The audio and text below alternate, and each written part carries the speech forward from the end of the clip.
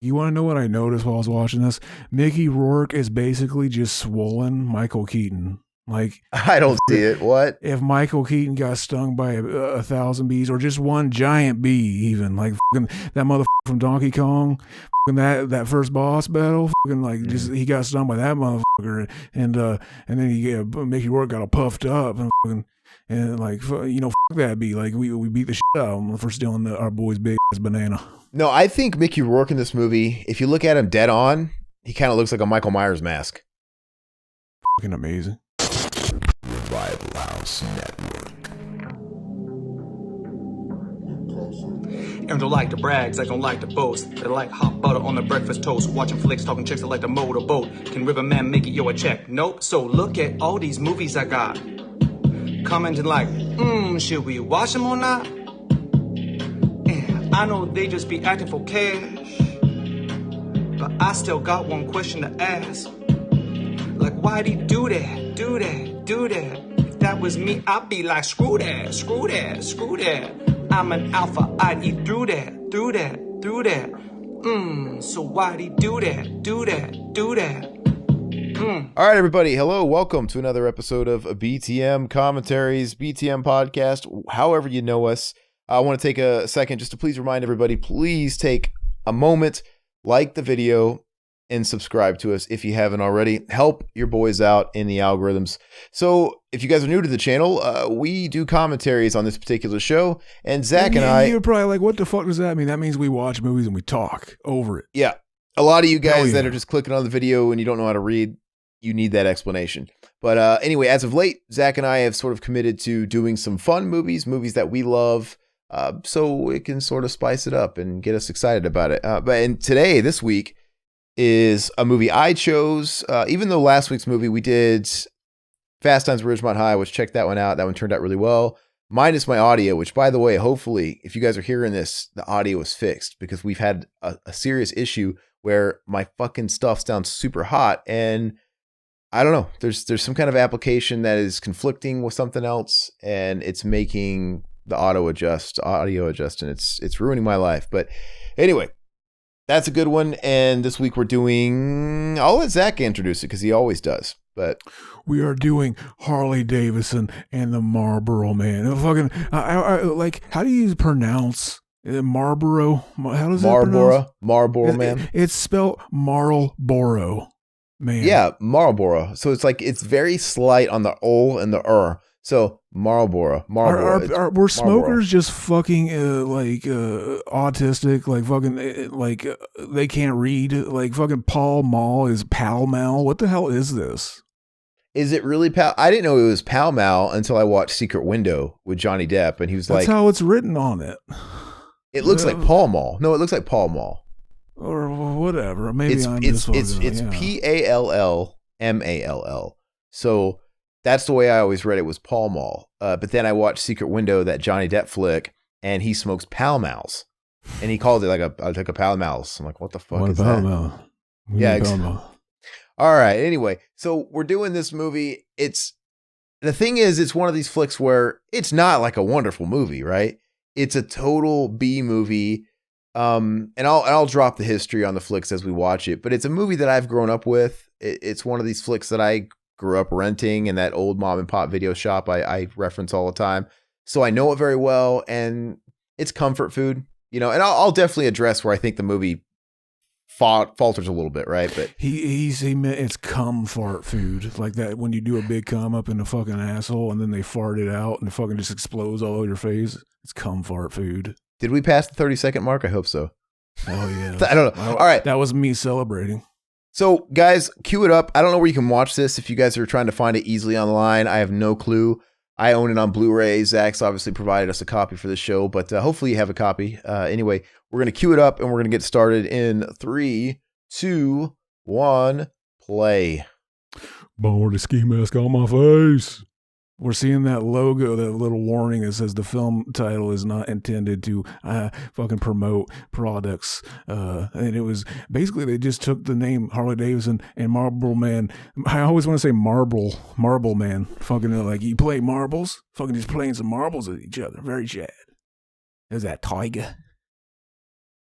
All right. So this movie, it's when I was a kid, I never really quite understood the novelty of the Marlboro Man and the Harley Davidson. I think I don't know. I didn't really get the joke. It's actually pretty stupid, but that's just their nicknames. Obviously, they belong to like this.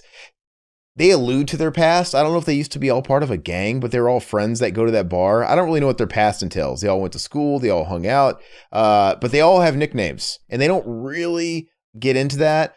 You know, you're gonna have people like Big John Studd in this movie. You got Vanessa Williams in a very early role in this movie. And if you look at the credits, even though a lot of them aren't called by name a lot, in the credits, they all have names. So when you see Don Johnson's girlfriend in this, they call her Virginia. But if you look at the credits, her name is Virginia Slim, which is a bitch cigarette, right? They've all got those names. So I don't know what the fucking deal is there. But we're starting off here with, it's New Year's, ringing in the new year. We got Mickey Rourke. He just done fucked a hoe. And we're going to see her ass. We're going to see her tits, I think, here as he's, getting ready. The thing is, he's so cool. He's supposed to be one of these guys. They're playing Bon Jovi, right? So fucking dated. Bon Jovi. They're playing Bon Jovi, and she's just watching him as he's leaving, right? And she's cool with it. Like, you know what? I'll take a one-night stand. This is basically a neo Western. Basically, like fucking, it's set up to just be like a Western, like they're fucking just grifters, and like the fucking, they meet up with each other, and it's like fucking, they're like, oh man, how long's it been? And then it ends with them fucking parting ways again, and it's like fucking, they just go from town, like it's just that movie, fucking, and it's kind of like their comic book. It's kind of are they supposed to be like comic book esque with like fucking like they come and they save the day, and then they fucking appeal out. It's a weird fucking movie. This is a weird movie, Aaron. Yeah, I mean, they kind of meet up. Harley Davidson is obviously this drifter, Mickey Rourke, which, by the way, this is right before Mickey's career started leaving us. He still looked like Mickey Rourke, and he was really big in the late 80s. This movie came out in 90, or was it 91? Something like that. 90 or 91. And 91, yeah. Try to think of another big hit he had after this. I don't think he really did, because it was right smack dab in the mid 90s where he was starting to sort of take paycheck work. You know, he was doing shit like Double Team with Jean-Claude Van Damme playing second billing to Dennis Rodman. I think I read this was the last movie he did before he pursued his boxing. career in boxing. Yeah. Yeah. This might be the last movie you see him in before he looks totally fucked up, before he had to have plastic surgery, which apparently is from boxing injuries.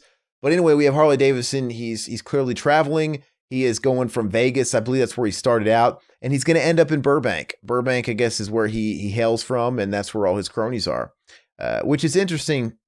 I mean, I guess they're going to have this kind of shit like country bar. They're at that country bar here at the beginning, that country biker bar. It's like, I don't really imagine that shit being in Burbank, California, but I guess it's everywhere. Yeah, he's like, sorry, he's going through I've made those drives before where you get all those like winds panel things. Yeah, it's really cool.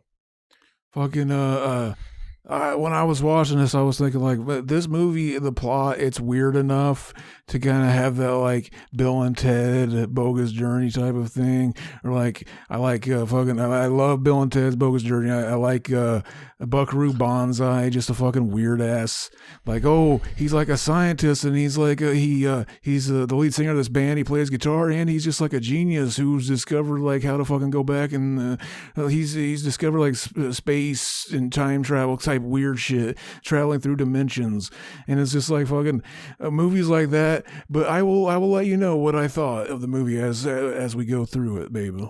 But I did watch this years ago, and this was my second time watching. All right, so this chick who plays the gas station attendant, she's fucking hot as shit, and she had a career for like a second. Her name is Kelly Hu, and she played Lady Deathstrike in X-Men 2, right? The X-Men United. That rhymes with her fucking name. It's almost as if it was God made. She's got a crow's peak, but she looks fucking hot as shit. She's so hot. I like this guy. He's like, I'm going to cut you long, wide, and deep, Motorhead.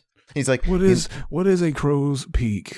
It's the Eddie Munster, that little triangle that goes down on her head. That shit, Stacy. Oh, Widow's Peak. Did I say crow's peak? Widow's Peak. Yeah. Widow's Peak. Like, hit the floor, asshole. That means if you married her, you'd probably fucking die young because she has got a widow's peak. That looks like Urkel, man. So to me, hey, that's an advertisement for Ben and Jerry's back there. They are big cum is trying to get you to get stoned while you watch this movie. I think if I had a nickel for every time, the movie's insanely quotable for me. There's something about it, like pump all the gas you can hold. That's not good business. Like, he's just this guy that's too cool for school. He can thwart a robbery, kick the shit out of all these guys that have weapons, and then just nonchalantly rejects like her offer of, I don't know if he rejects the gas thing, but that's not good business, and just walks away. Like, he can nail any chick. He could totally have her, man. He's probably gay. He's probably gay. Well, he fucked it. What did he do with that chick at the hotel room in the first scene? Well, he was pretending that was, a trans woman. And like that's probably how he got it up, but like fucking, like he's latently homosexual. Oh wait, I think that is his character. Hold on. This chick right here gave me one of my first boners because I watched this movie for the first time in that mom and pop rental shop. I was in the 4th grade, and this is one of the movies that I rented a million times. And then watch, you're gonna have this old man laugh, and whenever her tips come out, and dude, I rewound this. This is one of my Fast Times videotapes, right? We were talking about, when it was all fucked up around the time where Phoebe Cates, that rewinding it over and over again, watch them tits. I rewound that part so many times. And I want to say, go ahead. They're fucking signaling big cum every time it shows one of these characters chalking their fucking, their stick, their fucking, what are those called? The cue. The cue on their game of pool. While we're introduced to our boy Marlboro Man. Yeah, played by Don Johnson. This is the first movie this is the first thing I knew Don Johnson from, because like I said, I've been watching this movie since I was about 10 or so. The thing is I remember seeing it when I was much younger than 10. I was probably 5 when I just had a visual idea of what the thumbnail for this episode has to be. It has to be like the fucking Mega Man screen select, but I changed it to his face and put Marlboro Man. There you go. That's Chad. The Native American gentleman, you guys might remember him in the 90s. He was in that show Renegade, which was one of Corey G's favorites, starring Lorenzo Lamas. He was Lorenzo Lamas' sidekick, and he looked the exact same as you see him there, right? It's almost like that's how he dresses all the time. And he also played the first clown villain as far as the Red Triangle Circus Gang in Batman Returns, right? The one that, you missed. And he like busts his head with the concrete, right? And that's where Michelle Pfeiffer gets the stun gun from. It's him. Fucking Michelle Pfeiffer, what a Stacy. You gotta chalk that stick real good. What is the point of doing that? Putting the chalk on there? I just think it levels out the tip, because like whenever I've looked at them where they weren't chalked up, they look all fucking crooked and shit. And I just think it matters. Like when you're hitting the ball, I mean, any deviation in that could cause it to go wherever.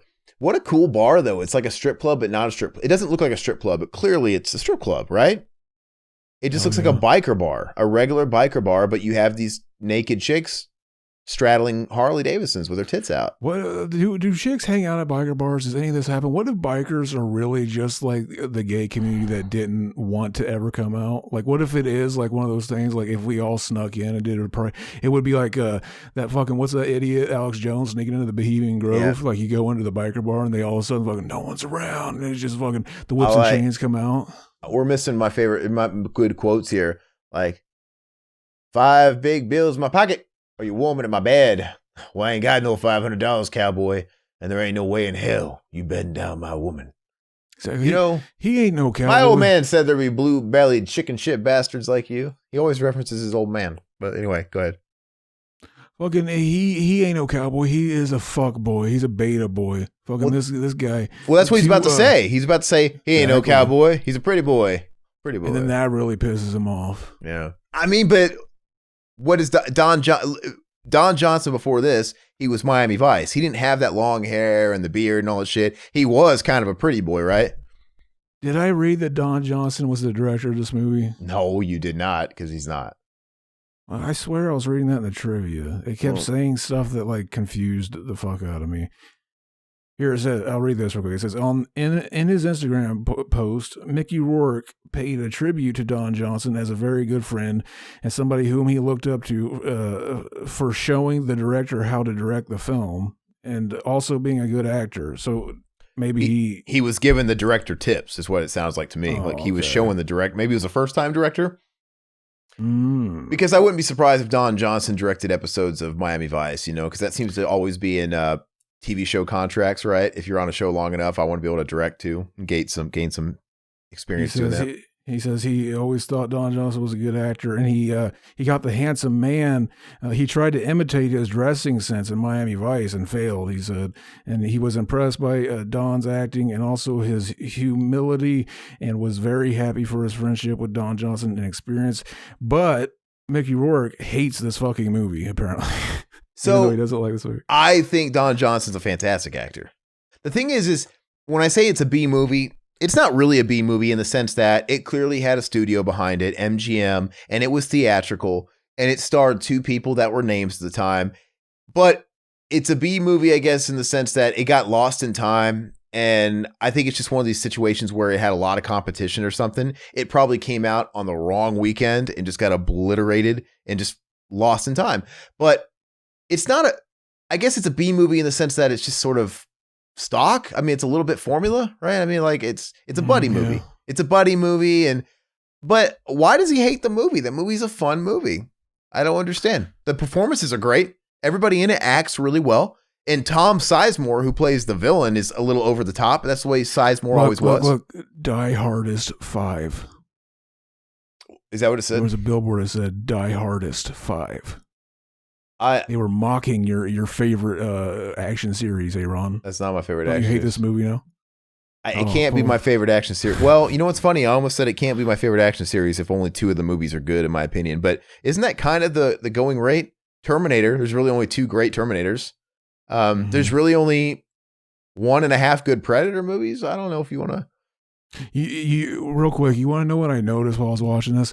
Mickey Rourke is basically just swollen Michael Keaton. Like, I don't see it. What if Michael Keaton got stung by 1,000 bees, or just one giant bee? Even like fucking that motherfucker from Donkey Kong, fucking that first boss battle, fucking like just he got stung by that motherfucker, and then Mickey Rourke got all puffed up and fucking. And like, fuck that bee. Like we beat the shit out of him for stealing our boy's big ass banana. No, I think Mickey Rourke in this movie, if you look at him dead on, he kind of looks like a Michael Myers mask. Fucking amazing. Did they have that scar, or was that is that a real scar? I think that's added because I don't think I've seen that scar. It looks real, but like they could have fixed it whenever they were giving him all of that plastic surgery he ended up getting from the fucking boxing or whatever. You know what? He's always had rough complexion in his movies that were earlier in this. So maybe he did have the scar and I just didn't notice it. Let me see, because he always had sort of that rough look. Mickey Rourke's scar. He was kind of a Chad. He was kind of a Chad back in these days before he fucked his face up. It might be real. It might be real. But anyway, I don't understand what about this movie, because the Baldwin that's in this, that plays that shitty grunt that talks like a robot, they were dilettantes, sir. Okay. He was in an interview one time on some news channel and he was getting introduced. Basically, hey, this is Daniel Baldwin. He's been in such films as, and they listed Harley Davidson, the Marlboro Man, and he sort of corrected him and basically said, that's I consider that a B film. Like he was like not owning that one. I'm like, what has Daniel Baldwin done? Like, you know what I mean? Is it Daniel? It's Daniel. His whole filmography is kind of B movies. No, he did Vampires, right? John Carpenter's Vampires, which is about the extent, but he was like the least. A lot of people pick on Steven for being the weakest. But Steven was in fucking Biodome. Amazing. No matter how you slice it, can you think of any movies, even if they were a bomb or not, where Daniel Baldwin had top billing? No, but Stephen Baldwin did have shots. He was in stuff. He was in like fucking Usual Suspects. He was in Usual Suspects. He was in Flintstones, and he was in Biodome. I mean, like he had a moment, right, where they were at least trying to make him happen. But Daniel Baldwin, he never did. And for him to call this a B, I remember my mom loved this movie. This is why we watched it so much, because she said she loved Mickey Rourke and she loved Don Johnson. So when this movie came out, she was obsessed with it. And when she saw that thing, we were both, I think we're watching it in the morning before I had to go to school or something. And she was like offended. She's like, what fucking A movies has this guy been in? Like, it is a little offensive. I get it. His part's not written well. It's like, it's stupid. I'm not trying to say the movie's like high art or anything, but it's likable. It's a fun movie. I don't see what's so bad about it. Is it a little bit stock? Yeah. It feels like a kitchen sink movie where they wanted to make a buddy movie, but let's throw everything in there. Let's have one guy be a cowboy. One guy is a fucking leather dude. They're going to take down a drug dealer. The drug dealer owns a bank, and it's kind of got a lot of shit going on. It's going to be kind of a revenge movie because really they're just trying to get revenge for their buddies that get killed at the bar. Let's talk about the plot. It's a heist movie, right? It's everything. It's like all these different things. So basically, yeah, they meet up with each other. They're going to their old buddy's bar. And basically what's going to happen is his buddy's going to tell him that he's basically running low on the rent and their lease is coming up. So they're going to decide that like, oh, we'll fucking rob a bank because we're trying to help our buddies out. But then they unknowingly, accidentally, instead of robbing money, they realize they just they robbed. Basically, the bank is running drugs. Yeah. It's a new drug called Crystal Dream or something. Yeah. And it's the Dream or whatever. Yeah. It's basically the Breaking Bad blue meth before Breaking Bad did it. They didn't like break it up though. It's like in big bricks. So fucking Breaking Bad ripped this movie off. Great trust. Mm-hmm. They couldn't get Scatman Carruthers for this part, I guess. Fucking hometown hero. Fucking big concrete cock Scatman. So, okay, they're all part of this gang. We obviously saw Mickey Rourke riding through down. He's drifting. They went their separate ways. He rolls back in through Burbank. He's saying hi to the old gang. I guess he just happened to know where Marlboro Man was going to be hanging out. I don't know if that was intentional, you know what I mean? But he runs into Marlboro Man there. Now they're going back to the old hangout. And this scene's cool because I guess it's been a while since he's shown his face around there, because I guess the last time he was around, he had made a big stink within the friendship, right? So you see Vanessa Williams out there on stage. She's the catalyst of the issues because I guess she's married to Big John Studd, who was one of their friends back in the day. But the last time that they were all together, he fucked her.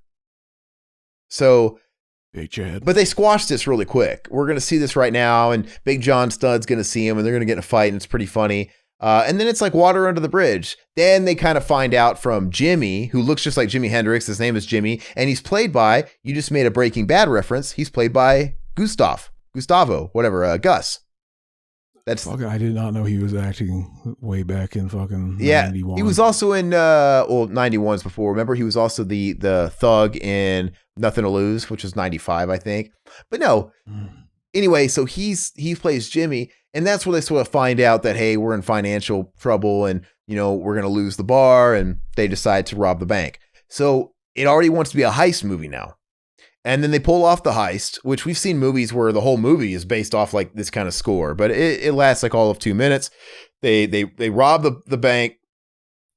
Sorry, the armored car without really much planning. I mean, they pull it off. Usually there's like movies that are about robbing an armored car that the whole movie is like the setup. Like, we got to make sure this goes off without a hitch. And they just do it. That's what I was thinking when I was watching this. It's like, oh, let's rob a bank. And so I'm thinking like a big part of the movie is going to be them coming up with their whole routine. But literally the next thing they should cut to is them fucking doing the bank robbery. Are they pros? Did they used to do this in the past? Is this not their first rodeo? No pun intended. Yeah, I don't know. But they just make it happen. Like, when I was a kid and I watched that, I'm like, wow, robbing an armored car is easy. Exactly. Anyway, so yeah, and then we get another detour when they find out they're not carrying the money. They're actually carrying and transporting drugs, which now we have another problem, right? And then the bar, yeah, we're getting ahead of ourselves, but hey, now the movie's also part over the top, right? They're doing arm wrestling. Clearly. Look, and then Big John Studd, man, I don't know. I guess fat and muscle doesn't always determine strength, but doesn't that other guy look a lot more yoked than him? Don't you think he would just like tear his arm off too? But he just rips his arm off like it ain't nothing. You'd think there'd at least be a fight between these two guys. Look at that. He's just popping motherfuckers like it ain't no thing. Yeah, and so I was blown away. When I saw Breaking Bad and I saw the guy who played Gus, I never attached it to the guy that was in this movie and Nothing to Lose, because I always saw him as a black guy. And then obviously in Breaking Bad, he's a little bit lighter skinned and he's got no mustache and he's clearly speaking in Spanish and his name is Gustavo. And he just totally blended. Like, I mean, he was like a master of disguise. Like, oh, I didn't, because I always thought he was a black guy. Was he the guy who he was arm wrestling with? No, that's him right there. Jimi Hendrix looking dude. That's Gus. Oh, okay. But that's the way he was in every movie. He looks more like a black guy, right? I don't see him there at all. Fucking I don't see him there. Yeah, but if you cut his hair short like Gustav and you cut all his facial hair and his skin seems a little bit lighter and he starts using the accent, then he's Spanish. But it turns out he is, because his real name is like Esposito or something. They say black don't crack, black usually don't crack, but he does look fucking way older. No, I think it's one of those things where he's one of those like black, I don't know if he's from Costa Rica or something, like, so he's kind of got Chad. both. Hell yeah. Anyway, so I don't know, man. You'd think that he would let him hit you in the face if you fucked his wife, but he's actually going to fight him. I let him fuck my wife. I just hit myself in the face as I'm watching it, just to fucking punish myself, because I couldn't please a beautiful Stacy like her. And we need Mickey Rourke to come in here, fucking put his Rourke in her fucking a furry vagina. I just don't get the hate, though. I don't get the hate. I think I don't want it to sound like all these people just talk shit on this movie, because that's not the case, because I think most people just don't know it exists. But the few people that talk about it might criticize it, and I just don't get it, because I think all the dialogue is fun, right? Last time I kicked your ass, well, that you were in high school, Harley, and Jack had a broken arm. Well, I was the one that broke it. It's all really fun stuff. I just don't think, look at that, grabs him by the nuts. I can feel that. Hell yeah. And he's going to throw him out the fucking window on top of that car, and then he's just going to jump on top of him. Fucking manhandle him. Just fuck him in half, basically. Uh-oh, he's fucked. Like, I thought all the comedic timing was really funny in this movie. I maybe I'm a little biased, but just all the cutbacks to because Don Johnson's the comic relief, right? Mm-hmm. Oddly enough, because I never know him to be a comedian, but imagine if Big John Studd came up to you and just said, "I'm gonna fuck you in half." Like, what do you do? It looks like he's about ready to kiss him. Hell yeah. Looks like he just raked him in the ass and he's going to give him a gentle kiss before he leaves. Big Chad. No, she doesn't. So, was this your first time watching it for this commentary? I watched it one time, probably like 3 or 4 years ago. Okay, so what is your opinion of it? I'm curious, because, I mean, is my assessment of it fair? Like, I mean, I don't see what's so offensive about it. I mean, I get it. It's kind of all over the place as far as what it wants to be, but I think the movie's fluid enough. Like, it's not confusing or anything. It's just, it's got trying to like incorporate all these different elements, but it's like not offensive. I think it's a fun time. It's not like changing the world or anything, but I think there's a little bit of a dip, like most movies, even like in the third act. I mean, that happens a lot, but even then, I think it's a solid movie. I don't know. Maybe I'm crazy. I'm feeling about a 6 on this one. Transition to did you like it? Did you not like it? What did I review next? You're the best. You're the best. Fucking hit the bell as well. And Harley Davidson and the Marlboro Man forever. Was that a transition to plugging people to? Exactly. I was doing a YouTuber's whole fucking sign off thing. That was the Anthony Fantano guy, the music nerd. Oh man, the skinny guy? Is he like that skinny guitar guy? Okay, he's got a shaved head. Oh, is he the punk rock NBA guy? Fucking no. I think I posted a video he did once and you're like, I've never heard of this guy. Yeah, probably not. Great trust. Anyway, I honestly think the backstory that we don't get to see, that they just sort of allude to, is more interesting too. Like, we owe it to the old man. Like, why do you owe it to this old man so much to go rob an armored car? Because he's a big Chad, and he's like fucking. He could probably come in at least second place in the fucking Scatman Crothers lookalike contest. Big Chad. Yeah, but I think they do a good enough job setting up a history that we don't get to see. Like, okay, it's clear that they're all really tight. I think it's a very harmless movie. I would totally understand if it's a 6 to most people, but I think obviously nostalgia plays a part for me. Yeah, who knows? It might be a 6 if I saw it for the first time like today, but I don't know. For me, it's a a 7 on most days, but who knows? Maybe if I'm feeling extra nostalgic, maybe even an 8. Even though I don't think it's an 8, if that makes sense. I don't think it's an 8. I think it's really a 7. But it's fun. We ain't gonna rob any damn bank. We're not bank robbers. It's only 7 because it's afraid of fucking 8 because 7, 8, 9. So Yeah. That was all Okay, fucked up. look, wait, hold on, right there. So when I said how are they just so good at robbing a fucking armored car in like 2 seconds without any planning, I said, well, maybe they used to do it in the past, and Don Johnson just debunked that. He just said, we ain't gonna rob any damn bank. We're not bank robbers. He just said it right there. How do they fucking nail this? How do they get all those construction worker outfits and shit like that? And you know what I mean? Like they got all this together so fast. Exactly. That might have been a more interesting movie. Fucking following them, planning the whole heist. No, I mean, that in itself is a movie, right? That's like they threw, it doesn't bother me. Like I said, it keeps the movie interesting because all this stuff is abandoned real quick because all the friends die. Spoiler alert. All these guys are going to be dead in about 5 minutes, right? In a way, this movie has 2 first acts and then a third act. It does. It's so they're all going to die. And I'm like, well, shit. Because they could have just kept this. This could have been the movie. Like, fuck, we're going to rob a bank to save this guy and really explore their history with the old man and why they want to do what they're going to do.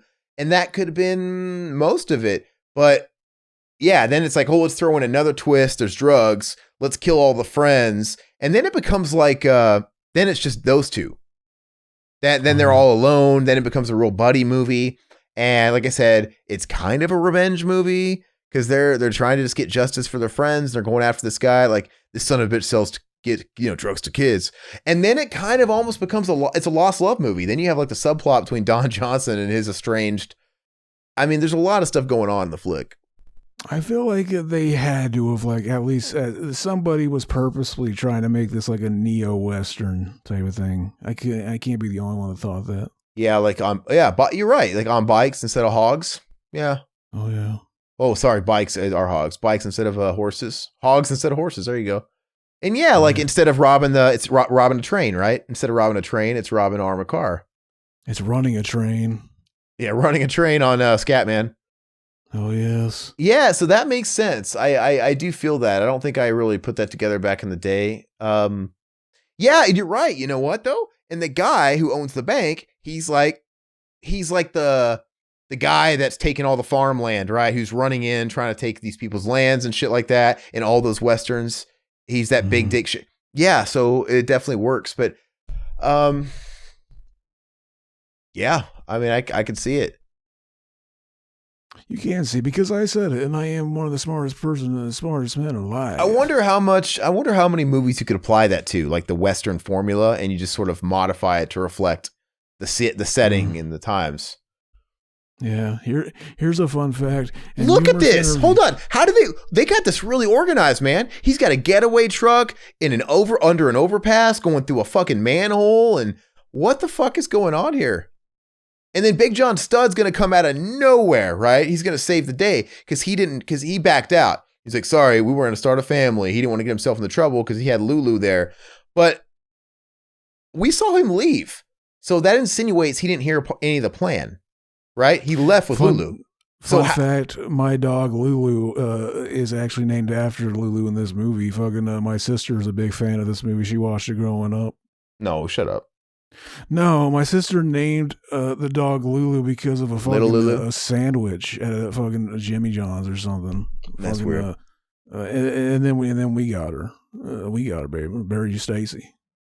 So, but yeah, seriously, check it out. So the only reason they get out of this mess is because Big John Stud shows up, right? And he creates a diversion. He ends up getting killed. But Harley Davidson and Marlboro Man get away because of his sacrifice. But like I was trying to say before we went into the Lulu thing, Big John Stud, he left when they pitched the idea. Big John Stud left with Lulu and says, count me out. We're going to start a family. That Lulu wouldn't let him, and they leave. I wasn't under the impression he really got wind of the actual plan. Like, you know what I mean? Unless they cut all that out. Unless they cut all that out and he did hear it, but it doesn't really make sense. So how does he know where they're at? And he comes to save the day. Like, you know what? My boys need me. And he shows up coming in, fucking riding in like the Ghost Rider, and he does that sick ass fucking slide and he lights it's pretty cool, but it doesn't really make sense. Like, I don't, Big John Studd, you got spider sense or something. He read the script. Yeah, he read the script. Like, does that look like the work of amateurs? Yeah, pros would use my keys. Well, he likes to blow stuff up. Is that what he says? I can't hate the movie. I think the dialogue is fun. It's like, yeah, right. It's like a Western kind of squeezed through a Lethal Weapon filter. Like, it's trying to have that Lethal Weapon sort of like dynamic, right, between the two guys. He likes to blow things up. Here's a fun fact. In numerous interviews, Mickey Rourke has said that he signed on to this film purely for financial reasons. He said it made him feel like a sellout and fueled his decision to into self-loathing in the mid-1990s. Well, let me ask Mickey Rourke this, if you're listening, Mickey, and I know you are. Mickey Dork. Mickey Dork, more like. So how did you feel about every project you took after this, up until The Wrestler? Because it was all downhill from here. This is not the low point. It is not. Okay, these guys are totally fucking... Yeah, you know what's right? These guys kind of do like... These guys could easily be like the gunmen, right? The gunmen that are working for the crooked sheriff or whatever that... You know... every time I mentioned to you that I've seen this movie, and I always say, like, that was a weird movie. Wasn't there like fucking like biker ninjas in that movie? This is who I'm thinking. Yeah, it's really weird because they act like robots. Like, they don't really talk, and they're walking like robots. And first of all, like, look, hold on. I get it. They've got this bulletproof shit going on, but they're walking through it as if they can't possibly get hit in the face. Are those bulletproof trench coats? Yeah, there's something bulletproof about the stuff they're wearing, which is weird. I mean, the fabric shouldn't be bulletproof, and you should at least be seen like, it still hurts when you get... There's some blowback when you get hit. Anyway, why are they walking through it like there's no fear of getting shot in the face or the hands? You know what I mean? You think they're firing automatic weapons and shit. Well, I guess they're really trusting that, like, fucking nobody aims for the head. That's something only in action movies. You fucking no. That's one thing that bugs me about horror movies, when people are like, "Why don't they fucking shoot him in the head?" It's like, it's not easy to shoot him in the head. It's like, nobody trains you to shoot him in the head. Like, you go to the body.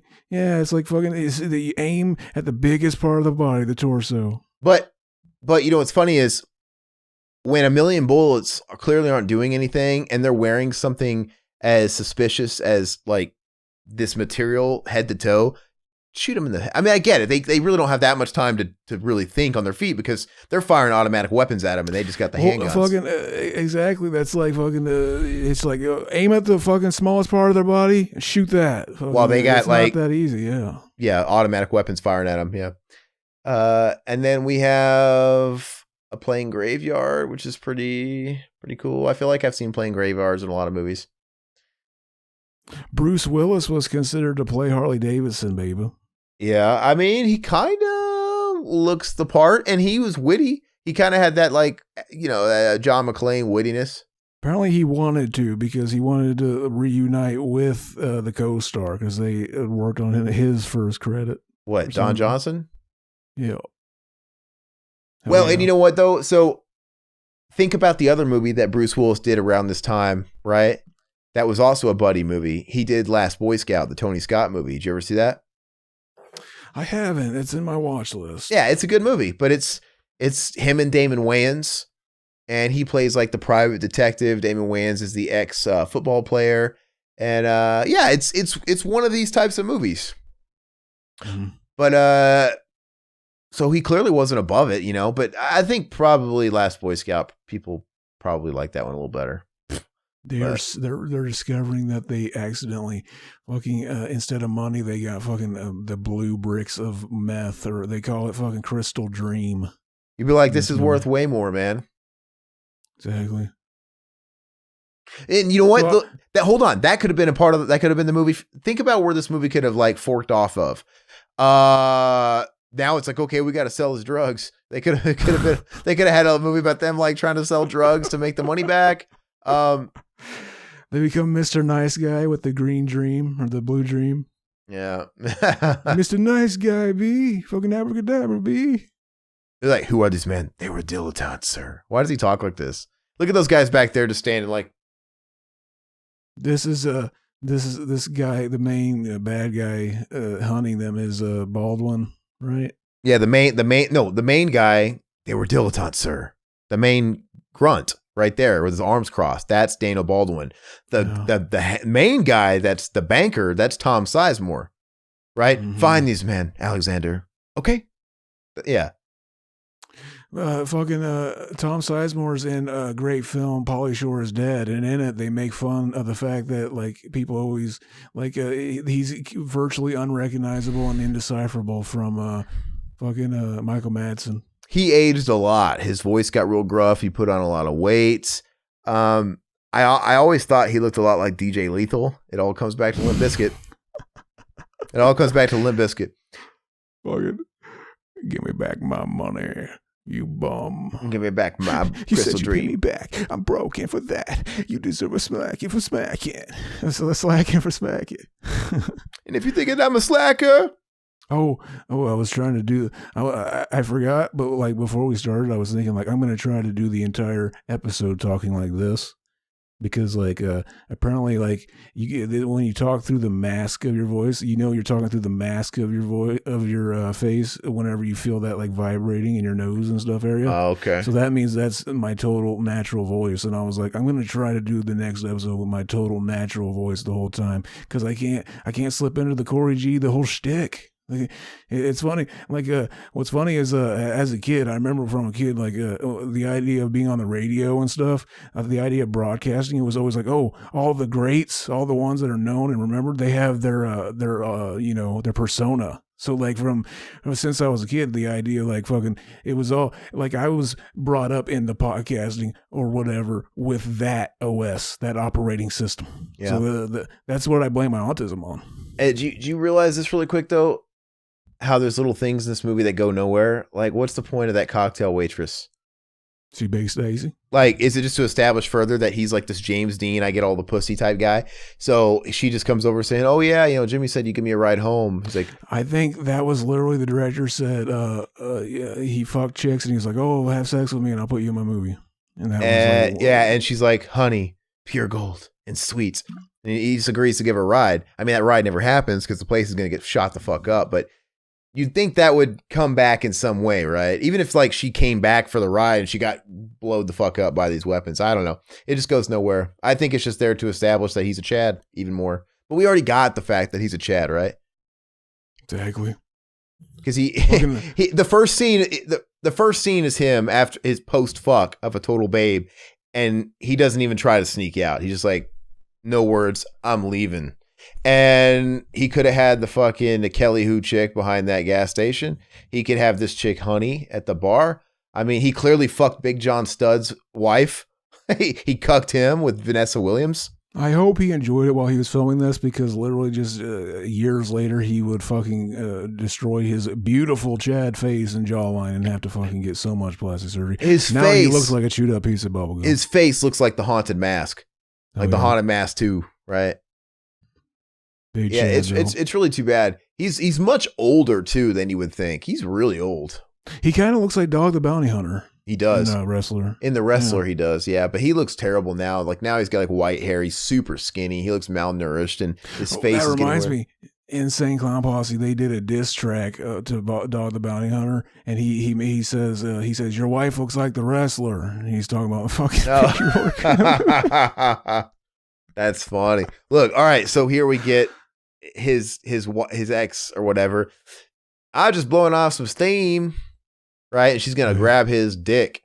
All right, cowboy. This movie's basically like, it's kind of a male fantasy. That's probably like a fucking, this is the ultimate, like fucking, he gets pulled over by this hot Stacy ass fucking police cop, and like she's getting ready to like book him or whatever, but she starts grabbing his dick and like, hey cowboy, ready to go back to my place? And then she like, they fuck in order to like get him off of the. And we find out that like she just recognized him, and this is somebody from his past. Okay, like well, no, but the thing is I think he it's almost like he recognized her too, which that seems a little hard. Like, how would you know that's who that is on the bike on the highway? But he rode up on her and he flipped her off and was laughing. Like, clearly he knew who it was. So I don't know if he just saw her, and I don't know. Or does he really know her beat? Maybe he knew when where it started, they imply that like he's doing it as a distraction, like that's part of their plan. Like, oh, we're gonna fucking get a cop to follow us, but then they get sidetracked to this. So yeah, I kind of forgot about that. I did think like, oh, he's getting a cop after him for some reason. But yeah, I mean, clearly they're just on and off again. He's he's obviously doesn't want to commit, and he's telling her like, hey, this can't happen anymore. Whatever. I'm getting married. So she's fucking her normal flame, Don Johnson, even though she's engaged. She's just trying to knock one last one out, I guess. Get it out of her system. I don't know. It's pretty fucked up. Oh yeah. You know who he kind of looks like? He kind of looks like Waylon Jennings. And that reminds me, there's a Waylon Jennings song in the movie. And I was thinking like, fucking, don't you think this Alabama don't got out of hand? What do you think of the Waylon Jennings? I like Waylon Jennings. I obviously can't sing it very well, but fucking the highwayman shit is like hotel stealing, stay down. Fucking there's the cowboys, there's a gypsy kind. Fucking I like Chad. I like some of that. I like that old outlaw country stuff. It's definitely a mood. That's the best kind of country. That's but even then, I do like it, but it's still a mood. I can't pop it in every day. I just have those days where I feel like it's a mood. He's got the good Waylon Jennings songs. Fucking he got that fucking that Silver Tongue Devil and I or whatever that song is. That's Chad's song. He's got that fucking fucking what was the one? Just a good old boy, never meaning no harm. Very Chad. Very Chad. So I guess the only reason for really deviating into the subplot with the cop is because she's there to inform him of the drug. That's really it, right? I mean, I guess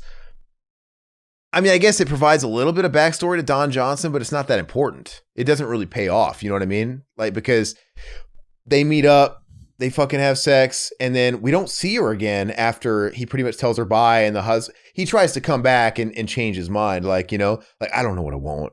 Look at his glowing, beautiful, luscious lips. Okay. But you know what I'm saying? He got some thick lip gloss on there, just it fucking slides right down your cock. She's here to let them know about the drug. And then Don Johnson comes back. Basically, he tries to, what's that thing he says? I don't know what I want, but I know what I don't want. And she's like, no dice. And he sees the husband and he says, she's going to take my girl. I'm going to take his bike. It really doesn't go anywhere. I don't really know what it is other than the fact that it's just painting a little bit of another color on the character. But it's really just, I could think of a easier way for them to find out about the drug. His jacket right there, it says SV or SRV. That stands for Stevie Ray Vaughan. It has like the fucking dates, but in Roman numerals, but it's like off by like 3 years for when he was supposed to be born. Wouldn't it be weird if the back of his jacket in 1991 and we never knew it because it's only relevant now?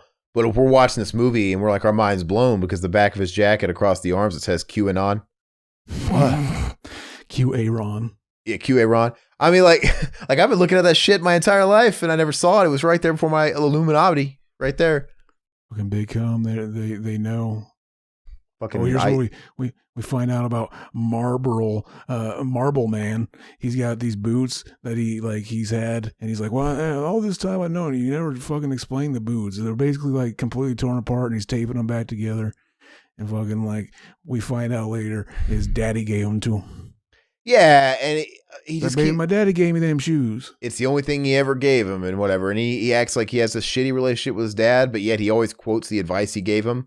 So yeah, I get it. I like that little touch. Does it really mean anything to the overall plot? No, but it ends up saving his life, that fucking bootleg. Yeah. It's a plot device, right? I mean, but exactly. It's still of merit because it's cool. We have to have some kind of character, right? And I like it. I like his type of character.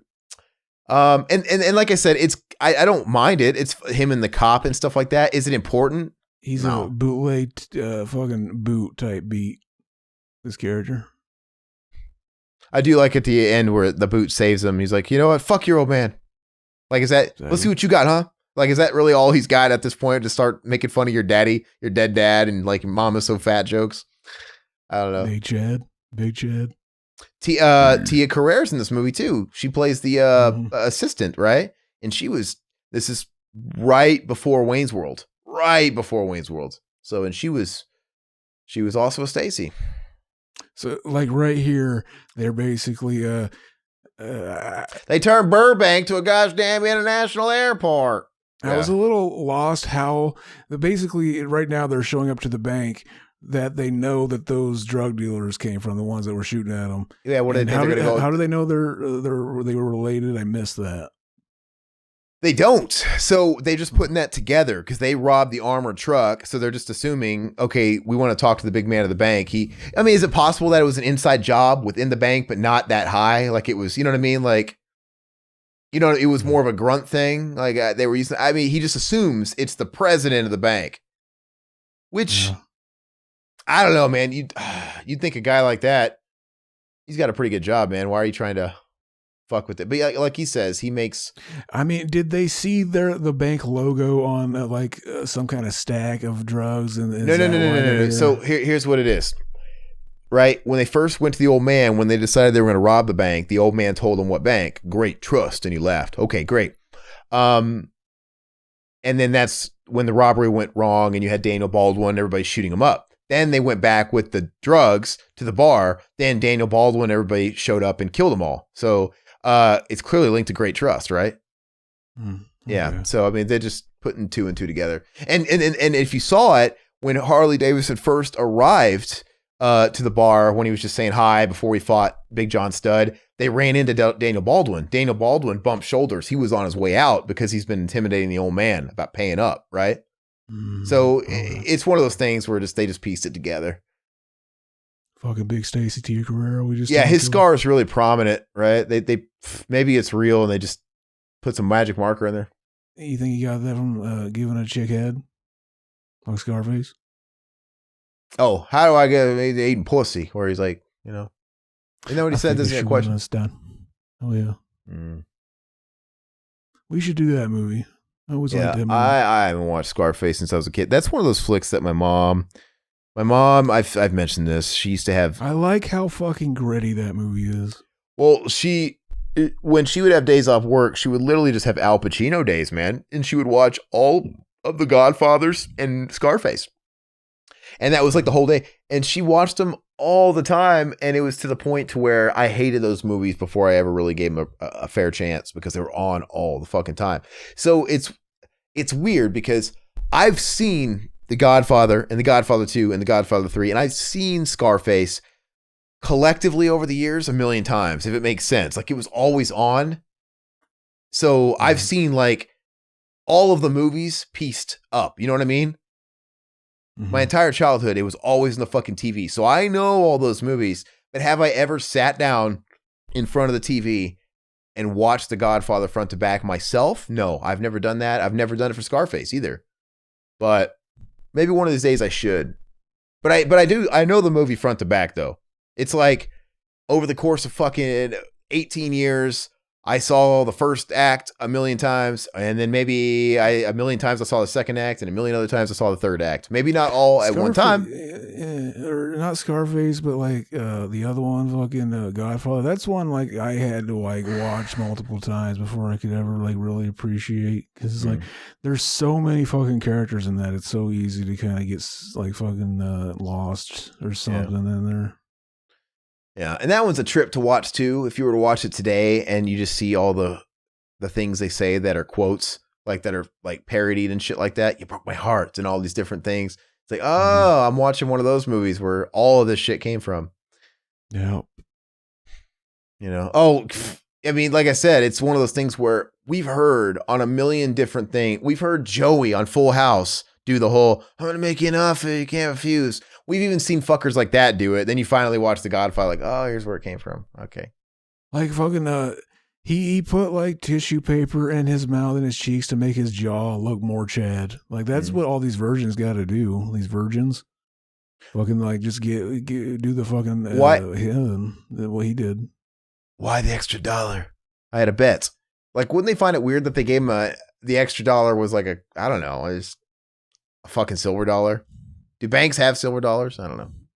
Anybody have silver dollars anymore? I guess this was 30 years ago. But he got one more silver dollar. I'm not gonna make the man don't go. The Midnight Rider. Oh, you know what? I gotta stop because we're gonna get fucking demonetized. They're gonna fucking flag us because that sounds just like it does on the album. I was speaking wrong before. I was getting my stuff out of sequence because the bar hasn't been shot up yet. They were just meeting with him. So at that point, they were just going back to the bank and basically trying to sell him his drugs back. You know? Yeah. Which, to be fair, they kind of had all the shit coming. You know, they didn't really... their dick shouldn't have been that swinging. I mean, you stole drug dealers and like basically an American equivalent to a cartel. You stole their drugs and you're trying to sell them back to them. Why wouldn't you think there would be retaliation? Have you not seen any cartel movie? You know what I mean? You know what I mean? Like, it just doesn't, it's not that easy. Why would fucking Chapo, why would El Chapo allow somebody to steal his drugs and buy them back from him and not go back, you know, and retaliate? So now they're rejoicing and they're all stoked. Like, oh yeah, they really think, you know what doesn't make sense to me is they got this money and now the bar, who they know they're associated with because Daniel Baldwin's been in there, he's seen them. The bar's just going to pay off the mortgage or with the money that they did this deal with through the bank. It doesn't make any sense. I don't know. Oh, yeah. Fucking El Chapo, was he that guy? Or no, I'm thinking of that Pablo Escobar. Was he the guy that like fucking, like that no one knew he was in America and he has that picture of him and his son in front of the White House? I don't recall. Fucking that's like the most funny like that's so fucking shit. Like if I ever start a punk band or something, we're gonna fucking have that as the album cover. Him just fucking standing right in front of the White House taking a picture, fucking posing. Very Chad. Fucking like one of the biggest wanted guys, and he's just fucking right there in front of it. That's so fucking big concrete cock, big stud shit. We should hire an effects guy just to make up a mold of our heads with like a Colombian necktie and make a t-shirt out of it. You know, oh yes, Colombian cartel style. Fucking, where did you get that fucking Power Rangers helmet you had on? Oh, do you see it up there? I don't. I'm gonna turn on the flashlight. Yeah, it's a little too dark, but I moved it up here. You see it back there next to Michael? I'm actually not even looking at our screens. Oh, my bad. Well, it's nothing special. It's just Hasbro put out this toy line. They got the rights to the toys. They didn't used to have the rights to the toys, but they've been releasing for a couple of years. I think it's been a couple of years. The Lightning Collection. And it's really cool. That's all my Power Rangers toys back there and stuff. And they're the best figures. Is that a real helmet? Or no, that's what I'm saying. They released these helmets, a couple of them, and they're not. They're essentially made of plastic, so they're not fiberglass, like a real like $300 helmet. It's like an $80 helmet. It looks great. It's glossy. It looks the part. In pictures, it looks awesome. But if you were to feel it, it's definitely made of plastic. That might even be what they used to shoot it. They might have wanted something lightweight. Yeah. Who knows? But no, but it looks the part and it puts on just like the other real helmet. Everything's like real. So it would fool everybody unless you picked it up. So I think it's mostly made for display. Like I have it up there. But I mean, as far as like, you get the Red Ranger rather than the fucking Green Ranger? Because they didn't have all of them. They've only put out the White Ranger and then the Red Ranger and then the Pink Ranger, and the White Ranger sold out. The Red Ranger was sold out. They're all sold out, but the Red Ranger came back in stock. So why didn't you get the Pink Ranger mask and have your old lady wear it and fucking pay you? Strap on a dildo, make you give her head. I thought you were gonna say if you didn't say that, I was gonna say that, like me wearing the pink one and me getting pegged. No, exactly. No, but I like the Red Ranger. I realized that while I was watching our boy Frasier. I just actually watched the episode we talked about with the seal. That was really fucking funny. When it washed up, just to watch them how they're spazzing out, like the whole point, right? And there's that one scene where, you know, he's trying to attend to the guest and he's running back and forth because Niles is like stabbing it. There's a guy stabbing a guy. And it's fucking ridiculous. And it's just so fast paced and hectic. And then there's that one point where he kind of forgets about Niles because he's running back and forth like a chicken with his head up. And he just goes, Niles! And he runs back because everything about him is so animated. It's so funny. I was gonna say though, in the theme song of that, he says, "I feel a bit confused, but I got you pegged." He's talking about fucking getting paid, and he was very progressive, and then he took the scrambled eggs all over my face. He's clearly alluding to the big cum shot. Yeah, and I got you pegged. Scrambled eggs all over my exactly. Big Chad, pearly jizz all over my chest. Hell yeah! Fucking you get stuck in your fucking chest hairs, and you try to grab it off, and it fucking pulls. It fucking hurts. Fucking hurts. You ever get the dry jizz on your fucking pubes? Not in a long time. I'm a dedicated tube sock guy. I leave no mess behind. Fucking, what do you do with the tube sock? Do you just throw it away or do you wash it? I wash it. Fucking, do you wash it with your other clothes, like your shirts? I reuse them, man. I have tube socks that are just designated for that. I don't really wear them. Amazing. So it's. You know what's funny is I just use these tube socks like that I've had for the longest time, and it was funny because my lady usually does the laundry, and she'll be like, she's never put it, maybe she has put it together and she's just not realized it. She's like, you never wear these. She's told me that before, and I've never brought it up, but it's funny. She's like, but she knows she's washing them because she always puts away the laundry, so I never wear them. And she puts them away, and she noticed she's washing them, and she's also so I don't know if it's ever like clicked, but yeah, they're just my. What if there's just something that evolutionary women weren't like made with the part of the brain where they can put that together just to save us? That a guy would stick what he pees out of in something that a foot goes in. Yeah, and it's like fucking. Why would that feel good? Like the idea of like a dry, so like you want some lube. So like, no. I don't do lube. I don't like lube. I raw it. Anyway, so the thing about these socks is it's not just like a soccer player's sock or whatever. No, it's like a dress sock. So it's real silky smooth, real thin, real soft. It's a dress sock. So and because it's a dress sock, it's real constrictive. So it's real small, and then it wraps around that dick real good, but it's real soft. It's almost like you're wearing nothing at all. Nothing on at all. And I get my old lady, I get her to fucking wash the clothes, and I throw my sock to her. She's like, that sock just cut me. Fucking, I'm like, oh, that's weird. That's weird. Who's the old lady? That's my old lady.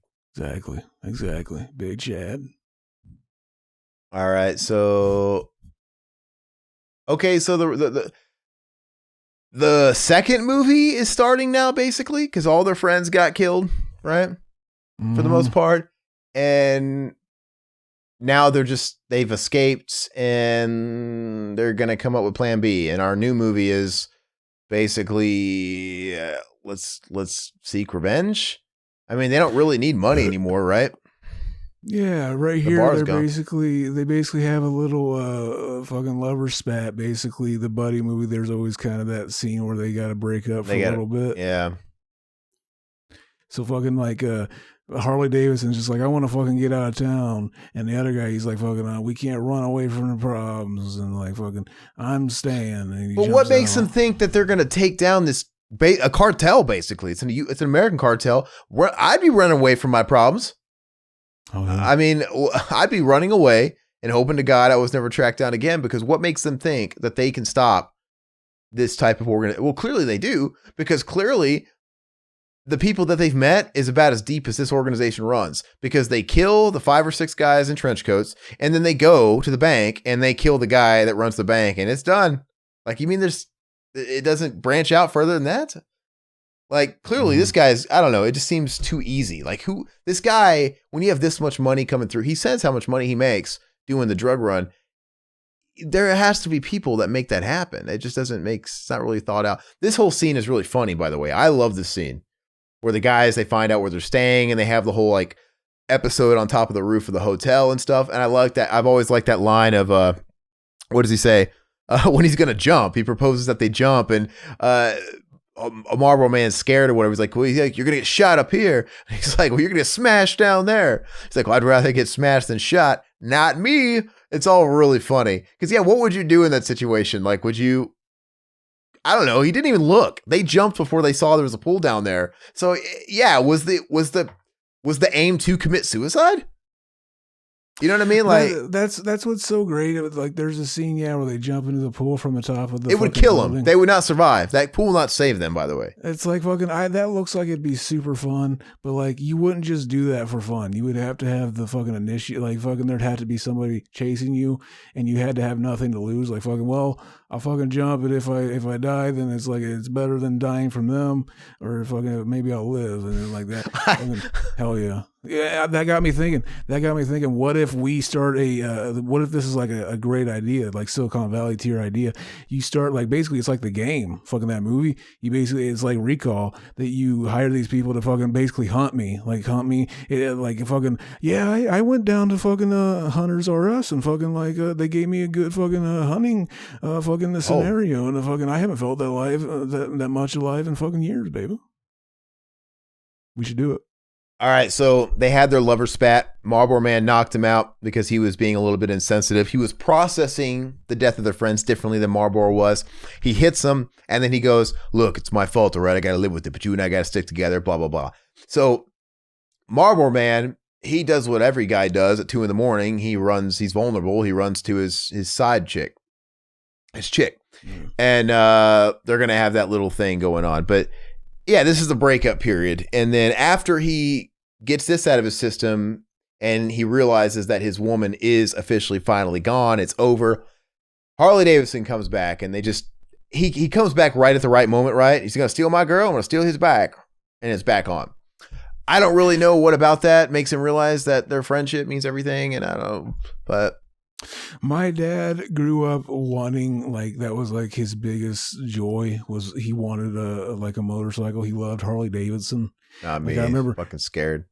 I remember when I was a kid, like my dad's dirty magazines he had in like the fucking in the bathroom in his own little cubby, like where I couldn't reach him. But I saw him one time. It was basically a bunch of hot chicks spread eagle across Harleys. Your dad was cool. It was very Beavis and Butthead type shit. And then I remember your mom didn't care. She was like the kind of chick that's like, dad's gonna have skin mags. Like back. What about maybe you couldn't reach him, but what about like other company that came over? Was it like their private bathroom or was it just the public bathroom that the minister came over? Exactly.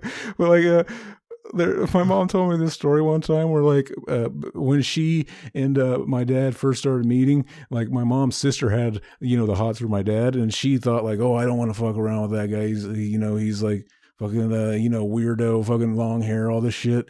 And it's like fucking apparently they started hanging out because my mom's sister wanted to like fucking date him and stuff. And there was the one time where they were talking and like basically my mom's sister, to get on his good side, she would kind of be that chick that's like fucking like, oh yeah, like there was one time he was looking at something, he's like, man, I want a Harley, and she goes, I'll buy you, I could buy you a Harley, and he's like, oh really? But he would basically say shit to piss her off because he had the crush on my mom. So he'd be like, why'd you do that? I just put your fucking sister on the back and we'd be the fuck out of here. And she'd get all pissed off. She'd actually get mad at my mom.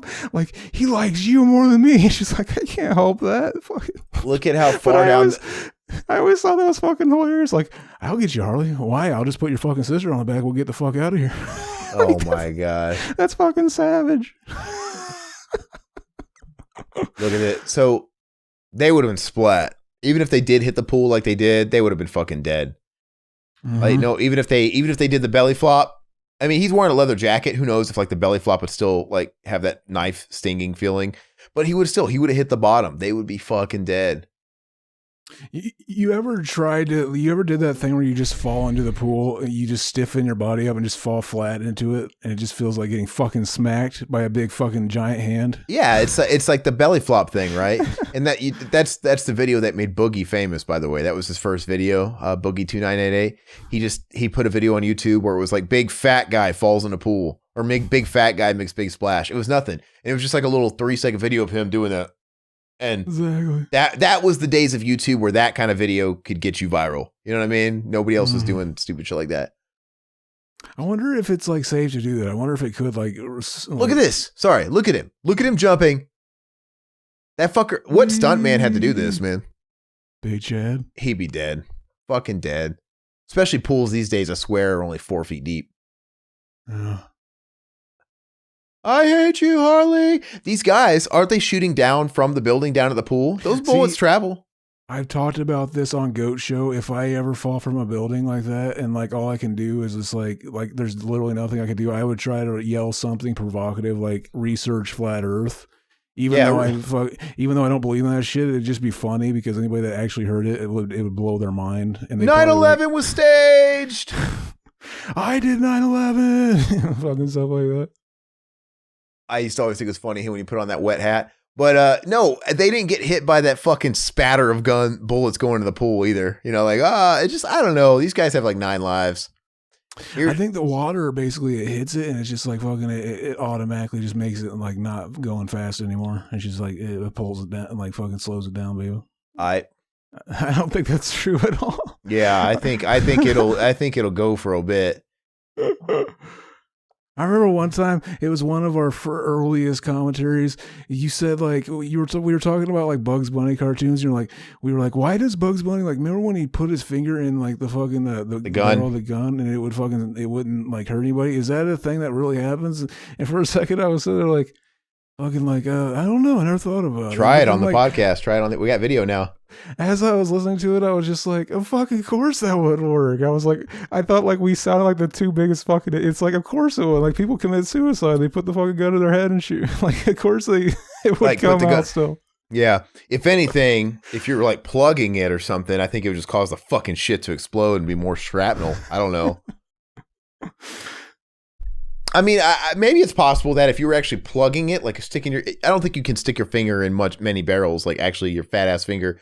But I think hypothetically, if it was plugged, I mean, the way it operates and explode, I think it would just cause everything to blow up, right? Wouldn't it? If it was really plugged.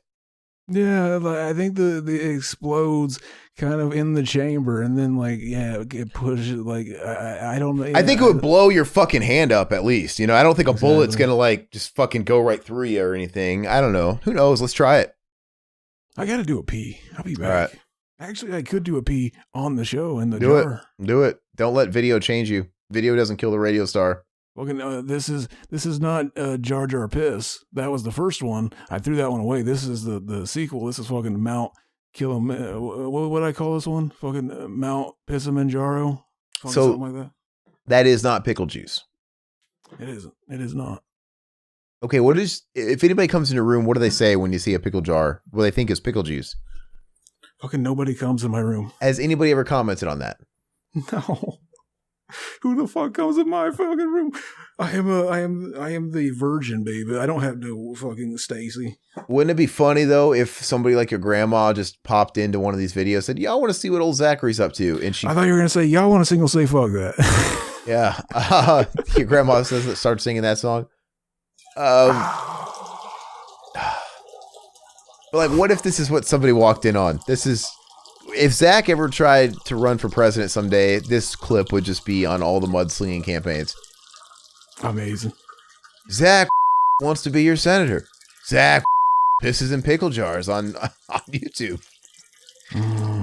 Zach worships King Cobra.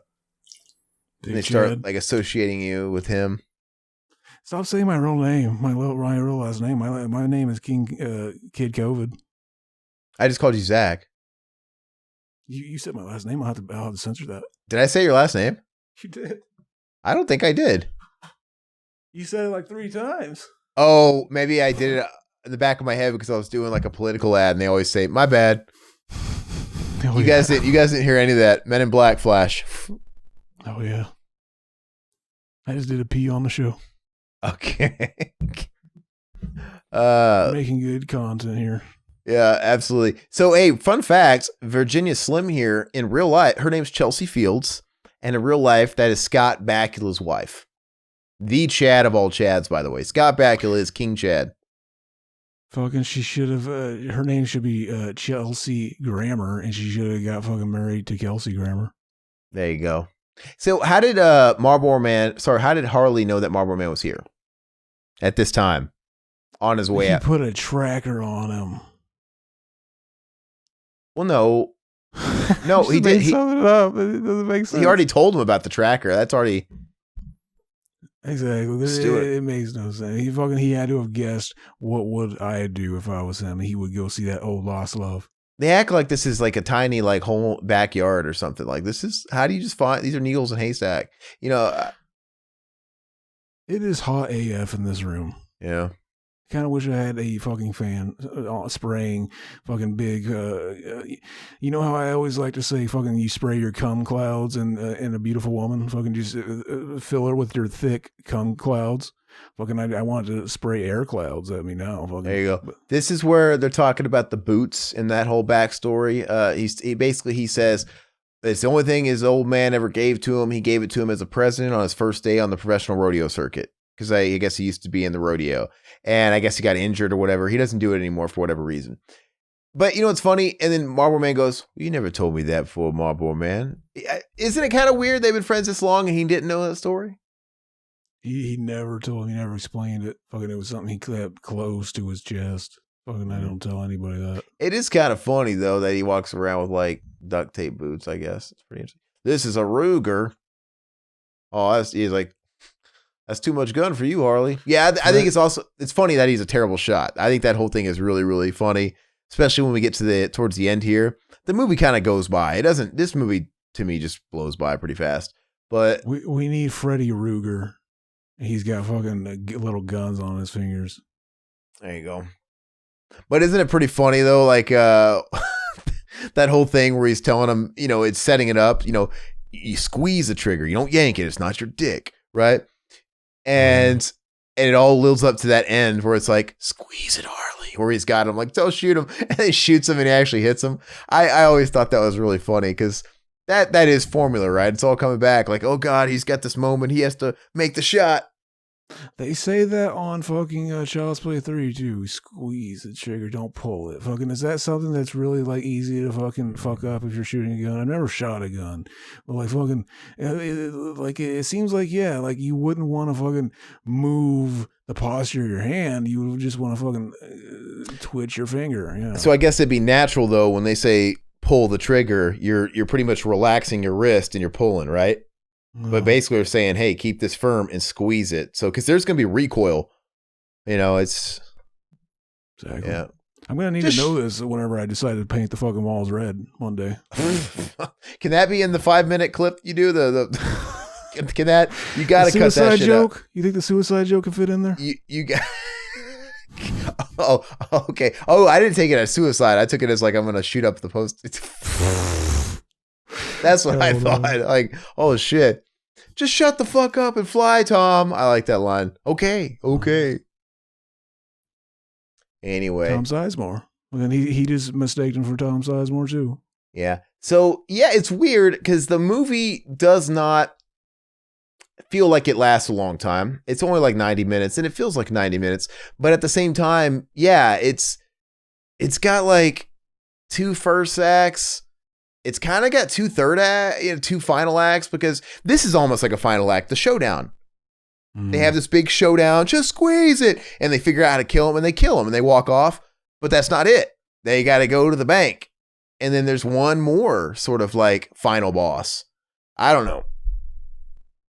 Yeah, it's got an interesting structure about it, I guess. You see, like whenever I watch a movie, you know how you see the helicopter every time I watch a movie where the helicopter blades, or like if you ever see a like somebody shoots a video with like an iPhone or something, and they have the shutter speed match like the rate at which the little propellers are moving. It looks like it's just like fucking hovering in midair as the propellers are setting station. They're very Chad. They got that same technology as fucking Richter in what's it called? Total Recall, man. There. They shoot the rat. That's off the Richter scale.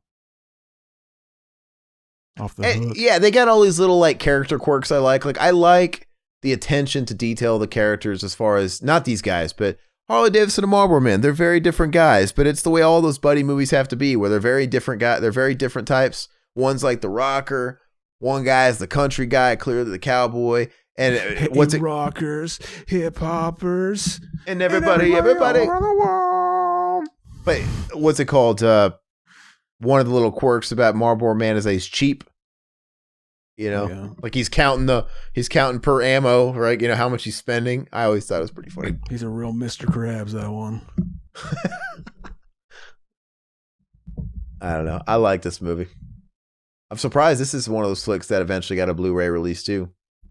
Kind of feels like one of the movies that would get buried. This is one of those flicks where I don't think this movie's worse than a lot of movies that are known. It's not like it's bad like that. I just think it's a victim of getting buried and it got forgot. It's a lot like that movie Above the Law. You ever see that with Charlie Sheen, Michael Madsen?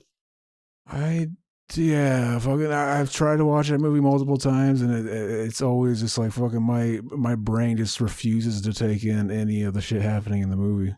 Every time it's just like I have to grab my phone and. But really, yeah, I don't know why. I don't think it's that. It's not that kind of. It's a fun enough movie. That's the one with fucking Seagal, right?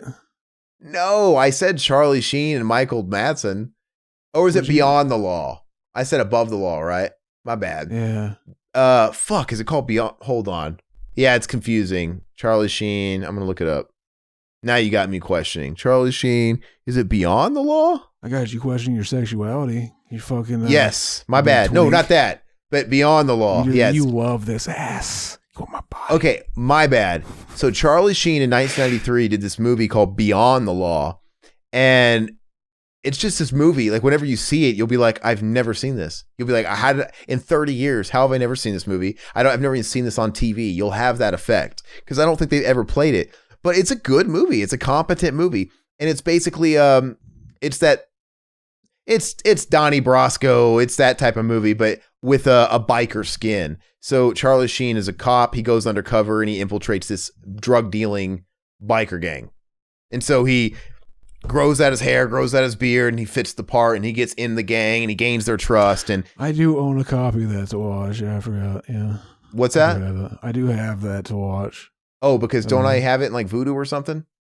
I don't know. I have it. I think I bought it on like Vudu. So I might have bought it before they stopped allowing us to share. Oh yeah. Because we got grandfathered in. Like I still have all the movies you had in there. It's just they stopped. They didn't take away the old movies, which is interesting.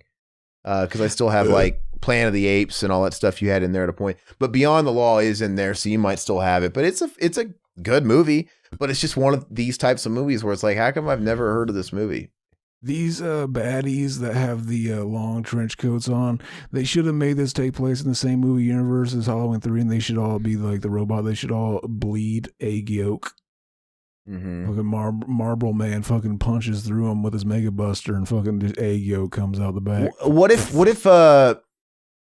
we were just unaware that we were in this giant universe where the Thorn coexisted in all these different movies?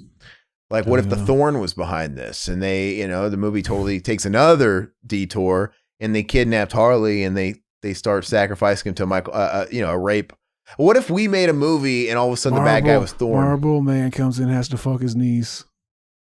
I think we should make a movie and then our big twist is that Thorn's behind whatever our movie is and we have to stop whatever the bad guy is with rocks. And we just do that. Yeah. It'd be fucking hilarious. Nobody would get it, but a niche crowd, but it'd be really funny. Like, we deep fake Donald Pleasance showing up and just screams for no reason.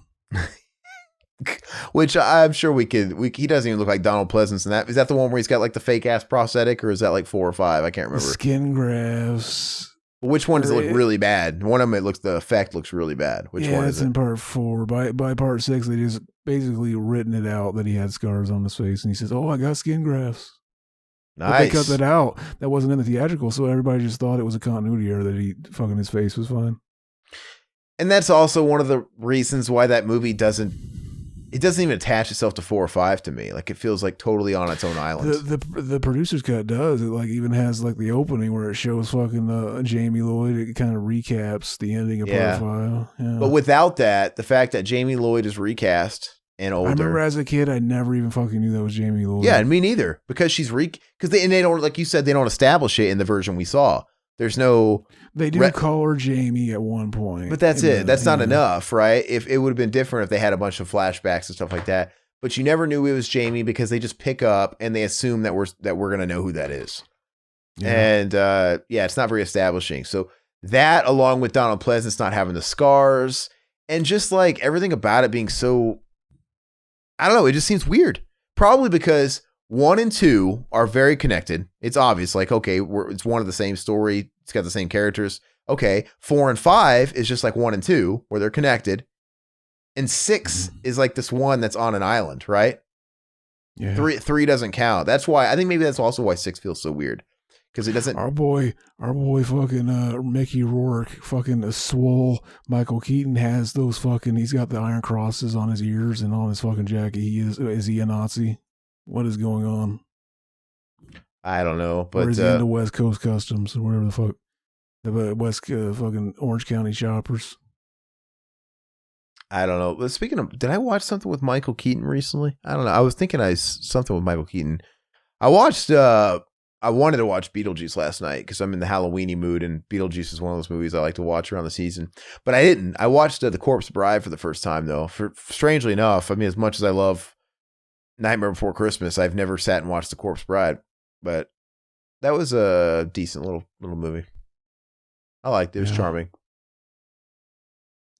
You fucking charm the pants off you, Aaron. Yeah, it did. Q-A-Ron. It makes me Q-A-Ron. Well, hold on. It's a good fate for dying. I'll do it slow. He just spurt cum on his face. Yeah, that was like a weak little fucking spurt shot. It's like when you're disappointing, when you think you're really gonna bust, but you actually jerked off an hour before, so you're packing light, and it's just a little. You just snot, little sneeze, little dick sneeze. Fucking amazing, hell yeah! And then there you go. Then you do the big chat thing. You fucking pick it up with the palm of your hand and just fucking wipe it all over your face. Squeeze it, Harley. Squeeze it. He shot him right in the fucking arm. I know. It looked like it hurt too, man, because he's shooting him with that fucking Magnum, right? Exactly. Dude, is it the Magnum? I think so. Because I know he gave it to no, that's a different one. Yeah, and he would have blew his fucking arm off, man. Exactly. Keep shooting. Make my job easier. He kind of looks like Steven Dorff, whatever his name is. I have a question. Why is Daniel Baldwin even entertaining him? Because clearly he's a bad shot and he has to be shot in the head. Why is he even holding Marlboro Man hostage at that point? Like, clearly he's got more than an upper hand. Just shoot Marlboro Man and you'll have more than enough opportunity to fucking shoot Mickey Rourke right after. You know what I mean? He can't die. But he was just giving him an opportunity. Like, go ahead, keep shooting. It's like whenever you're writing a movie and like fucking shit like that, you're not going to kill one of the main characters. So why even give the fucking bad guy an opportunity where he could have shot him like that? Like you don't want to make it unbelievable and just fucking. He kind of looks like Brad Dourif or Steven Dourif or like fucking. Wait, which one? Brad Dourif? Steven Dourif. You mean Steven Dorff? Dorff. Dorff. Dorff Goes Fishing? Remember Dorff Goes Fishing? You remember that?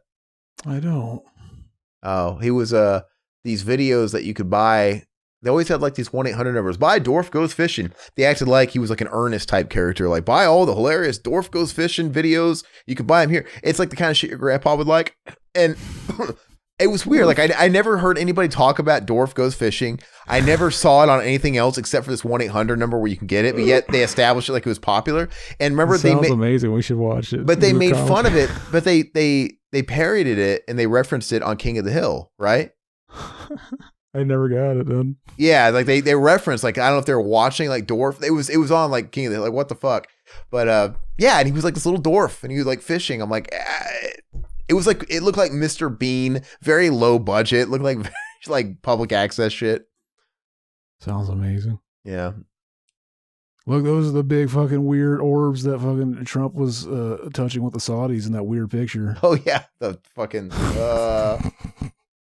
that's funny. What was that all about? I don't know, but it was awesome. I love it. It was big cum energy, apparently.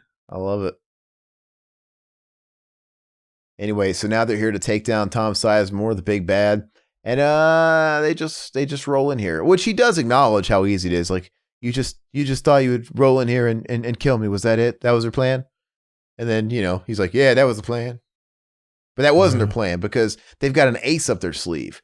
They somehow, some way, got connected with the helicopter guy who was flying around Daniel Baldwin. They must have like talked to him after they killed Daniel Baldwin in the airplane graveyard. I don't know, because they hired him to have their back and just blow this guy away with the rail guns. I don't know. And he says something that doesn't make sense, because after he shoots down the office, which he doesn't even kill Tom Sizemore, he just blows away and he gets back up and then he waves goodbye. Like, well, thanks, asshole. But he says, so what'd you pay him? And then he responds, and it doesn't make sense. He says, no, man, that was your money. You paid him. He did that for free. I'm like, wait, which one is it? You know what I mean? Does that make sense? Were they trying to have the RoboCop ending where it's like, oh, I can't fucking shoot him. I can't shoot anybody that works for this company. And then he says, you're fired. And then he gets to shoot him. Like, was it supposed to be one of those moments? Yeah, I don't know. Here's yours. We took it. It wasn't right of us. And all they want is for them to change the lease back to the Rock and Roll Bar or Grill. Even though their buddy isn't even alive anymore. Yeah, who's going to run it? They're all dead. Just let it sit there. Yeah. So what? Somebody's going to buy it and then, yeah, who owns it? It's going to go whoever the estate. Like, I mean, because the guy's dead and his son's dead too. Who are they leaving it to? It's just going to get auctioned anyway. Like, I think it would get just seized by the city anyway, and then someone else is going to get it and make it to a strip club or something. This is the part from the original version where they didn't die. They didn't die. they didn't add that. This is when they thought they were just going for this movie. Like, we're just going for this movie, and then they decided to combine them. Oh yeah, yeah. That guy reminds me of that David Krumholtz. No, he doesn't. Fucking David Krumholtz. What? Is that what he sounds like? Krumholtz. Big Chad. Selling drugs ain't no game. Not your average game. I make $500,000 a year to sit in this office and run this bank, okay? Bullshit. I make another $50 million a year to sit in the same office and run those drugs. That's a big game. So maybe that's just inflation. And this is $1991 talking here, but $500,000 and he runs the whole bank. The guy that runs our bank, man, he makes more than $500,000. Let me tell you that. Fucking, that's not a lot of money. We gotta break into his money, steal it. Hey, Ron, we gotta hatch a plan. Yeah, like stealing Harvard type shit. I'm surprised this guy doesn't have more security. Like, he sent all his security out to the elephant graveyard, the fucking Lion King elephant graveyard, to kill these guys, and he's got nobody else. All this shit, this destruction is going on up here, and nobody's coming up. You know what I mean? Like the Tia Carrere. I don't know. You just think that somebody would have been alerted? I don't know. Whatever. Okay, fucking. I'm seeing some of Kiefer Sutherland and fucking Make You Roar now. Maybe he's not fucking swole Michael Keaton. He's Michael Keaton and fucking Kiefer Sutherland. If they ran in, like, they just ran at each other and just fucking like they went so fast that they broke the space-time continuum and they fucking became like they Brundle-flied themselves. Brundle-flied. They're at Brundle Spider. Oh yeah. Leprechaun 4 reference. Anyway, yeah, so there's his other security. They finally came, and that's what he's saying. You thought you were just going to come in here and shoot me. Was that the plan? Yeah, that was the plan. I like that line, though, where he's like, he can't shoot an unarmed man. Then he throws him a gun. He's like, that gun's not loaded, Harley. So what? This piece of shit gives guns to kids. That's the coolest thing about him. Look at those glasses. He looks so stupid. It looks like Doc Ock. Chad. Yeah.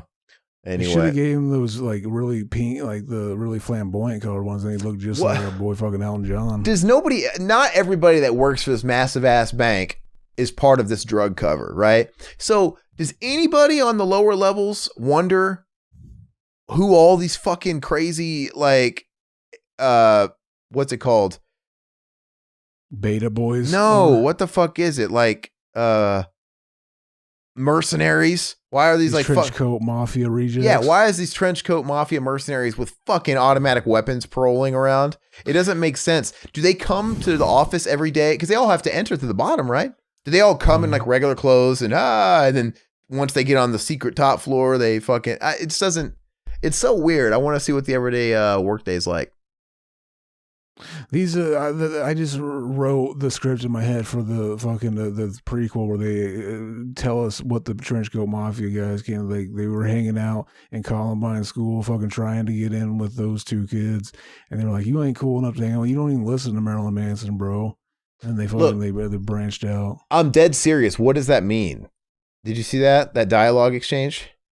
So the guy shoots up the office, but he doesn't kill anybody. So was the whole thing just to wreck his office? I mean, he's clearly loaded. I mean, that's not going to it's not going to set him back. But anyway, he says, "So what'd you pay him?" And then Harley goes, "No, man, that was your money. You paid him. He did that for free." Does that not make sense? What's the answer to the question? Okay. No, man, that was your money. You paid him. Okay, he did that for free. They're basically they're throwing out the fucking the analogy, and it's really five-head shit. It basically, remember that famous quote by one fucking Roddy Piper. He said, "Just when you think you know the answers, I changed the question." Look, we got the sweet, basically a metaphor. We're gonna have this sweet blue screen effect or projection. That's actually projection, right? That looks like green screen to me. I could be wrong. There's a video I ran across on YouTube. It's like, how did blue screen and green screen work before computers? And I always want to watch it because I'm not even sure. I never thought about it, and I kind of want to figure that out. Was there no computer work done? I mean, I thought without the computers and the green screen, it was projection. Like, how could you have green blue screen without some sort of computer? I don't know. Yeah. But they were using projection pretty late. I mean, even when like green screen and all that shit existed, right? Aren't they? They still to this day use a lot of projection for car shit, right? I don't know. Maybe not today. I don't think they do. Maybe if they're stylistically doing it. I remember fucking like Oliver Stone or whoever fucking did it with the Natural Born Killers, and they did it for like Pulp Fiction, right? With the Cab and Bruce Willis and What about when did blue screen get introduced? Probably sometime around 95 or something. Okay, so they were doing projection before then, exclusively. Okay, but projection did the trick, man, because it's like, The Shining, riding up to the Overlook, that was projection in the car and stuff like that. And anyway, you mean they ate him up? Yeah, all that shit. Is this a fake beard on our boy here? No, it looks real to me. Sometimes the mustache looks a little different than the rest of it. I don't know. It seems like it looks real to me. But anyway, so yeah, I mean, this whole scene reeks of, hey, come back and film another scene because we want to take it into another direction. Like they all went home, and he's like, well, shit, I don't have a mustache anymore. And just like plop it on him. Who knows? Maybe. But yeah, anyway, so I guess that whole brush with death and everything they did made him want to seize the day and become a bull rider again. I don't know. A little known fact, this Cowboy Way is actually a sequel to this. This is when he wins the fucking belt that fucking Sonny ends up, pawning, and then Pepper goes in and gets it back, and then like we have that big ending where fucking, how did you afford this, Pepper? And it fucking pulls out and we see his fucking amazing cock in his fucking underwear ad on the billboard. All right. There you go. And then so he leaves him to do this. That's where we leave his character. And Marlboro Man does what he does best. He just heads off in the sunset, and he's got another fucking Stacy that he picks up, and she's just on the side of the road with her thumb out, like looking hot. Like girls don't do that in the middle of the desert. And he's like, "Oh, where are you going?" She's like, "Oh, nowhere special." Like, what do you say? Nowhere special. Hop on, I'll take you there. Yeah, fucking. That's how women are with fucking guys that look like they could just fucking kill you. Like, look at that. Look, is that what she says? Like, where you heading? Nowhere special. Stacy. Look. Nowhere special. Come on, I'll take you there.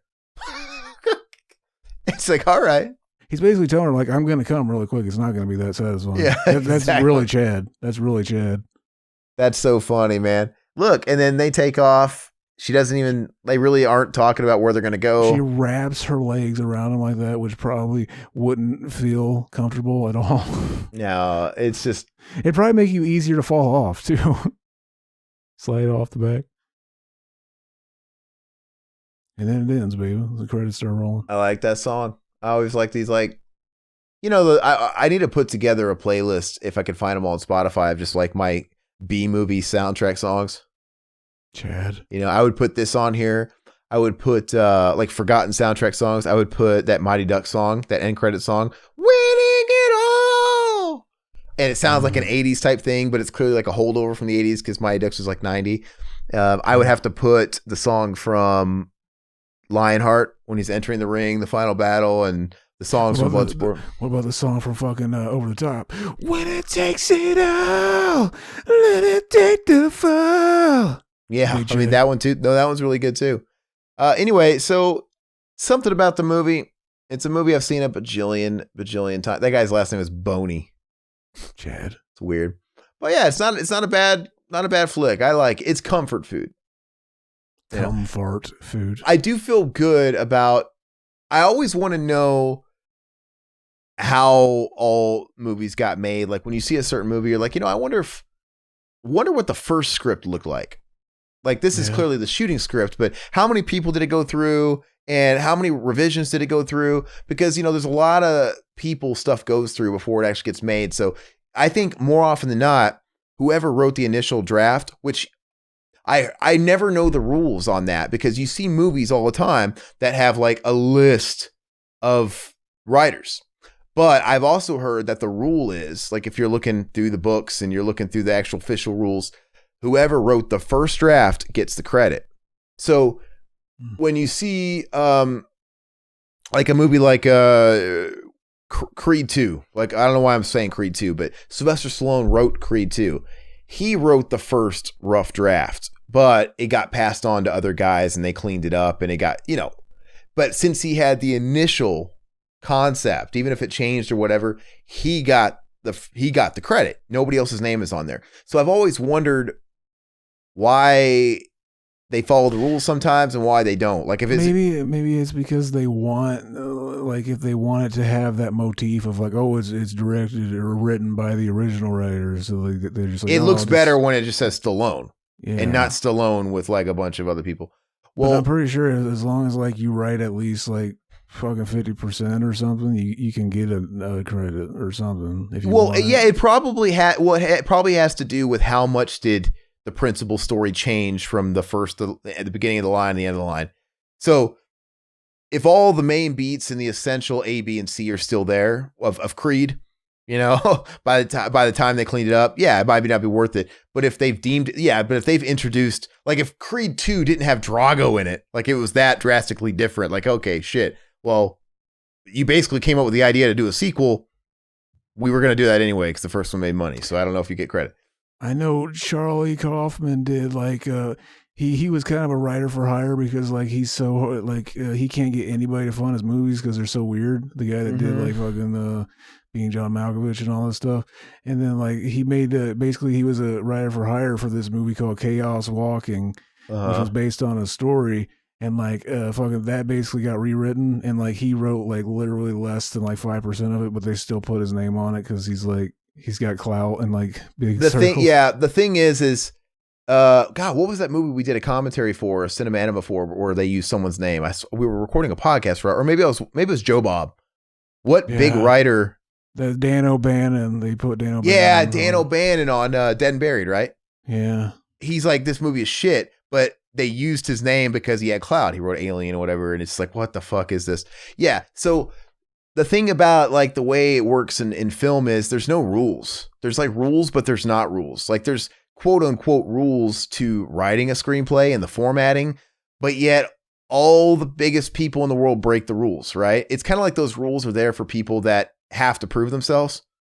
But look at Sam Raimi's first script. They were just a bunch of kids. If you could find Evil Dead, the original, online, it's super simple, yeah. Photocopies. It's literally like a kid, but you can break the rules, I guess, when you're funding. You're gonna do it. I think if you time that script, it's only like 30 or something minutes or something like that too. A lot of it was improvised. Yeah, he broke the rules because they were doing it guerrilla style, and he was the director, so he's not writing for an eventual other director to come in. He knows he knows how to fill in 5 pages for one probably in his head because he's going to film the movie. And they also say too, like, if you're just a writer and you're trying to get your script optioned or whatever, don't let it be more than 120 pages, shoot for 100. If anybody sees more than 120 pages, they're going to fucking instant trash. They got a stack of shit to read through, and they're going to like start weeding it down by who is not following the format. But James Cameron scripts, they're like fucking 300 pages long, 400 pages long, but he's James Cameron, and he gets his shit funded and greenlit without even sight unseen. So like everybody breaks the rules. So it's really weird, but the writing thing is like that too, where I think they throw out writing credits like they do producer credits just to make people happy. Like, oh, give this guy a fucking producer credit, you know, and he didn't really do anything. Oh, hey, John Carpenter, do you want to come and give us like consultation on it, you know, so we can put your name on it, basically. We just want to be able to market this movie as John Carpenter's being brought into the fold. But really, he probably just answered a couple phone calls and be like, hey, man, is this, you like it? Yeah, it's good. Great. He's got a producer or consultant credit, whatever the fuck they a lot of times they make up titles like that. Oh, he's creative consultant. What the fuck is that? Anybody's a creative consultant. Zach, if I have you read something like, hey, man, what's your opinion on this? You're a creative consultant now. You know what I mean? It's so loose, but they just make this shit up because everybody wants to pad their IMDb's. Everybody wants some kind of stupid fucking credit on their IMDb's so they don't look like they're worthless. It's like back when Frank Henlard made Basket Case, he fucking got time to do the end credits, and like fucking there was literally like 8 people that worked on the movie, so he just made names up. Yeah, because it makes it look better.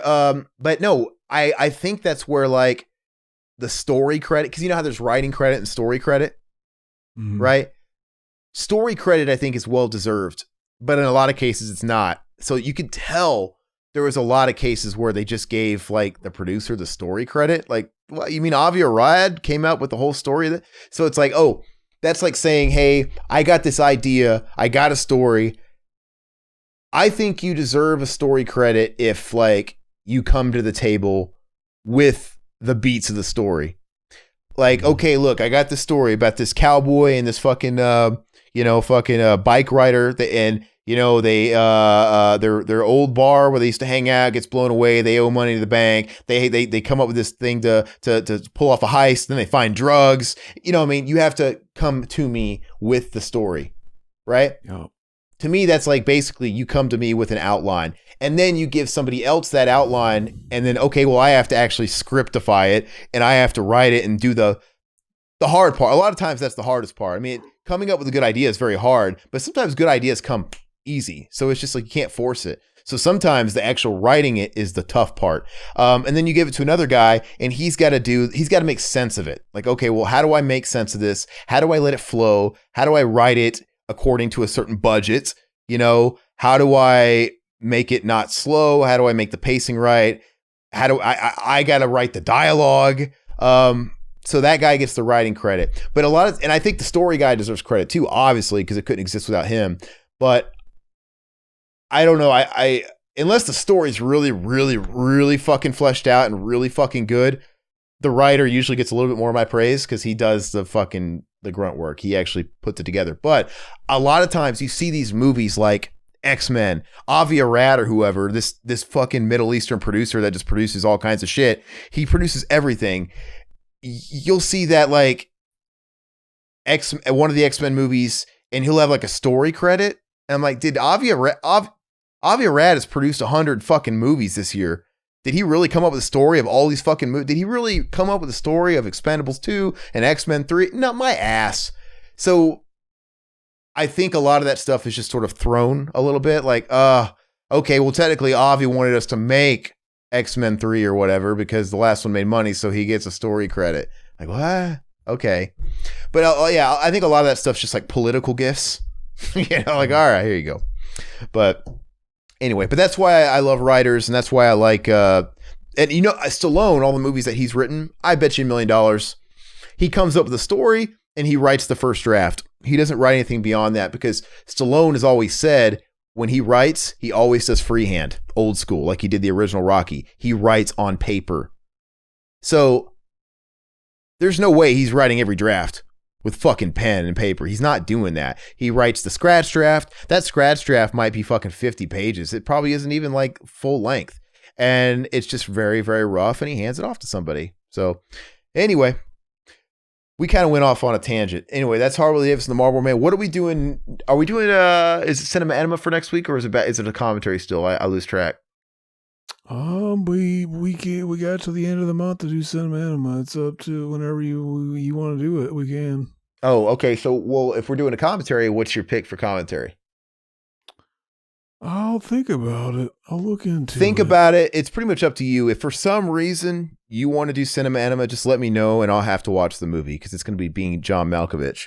And I'm honestly impatient. I want to hurry up and get your Cinema Enema done so we can I kind of want to do Cinema Enemas a little faster because I really want you to watch this fucking movie.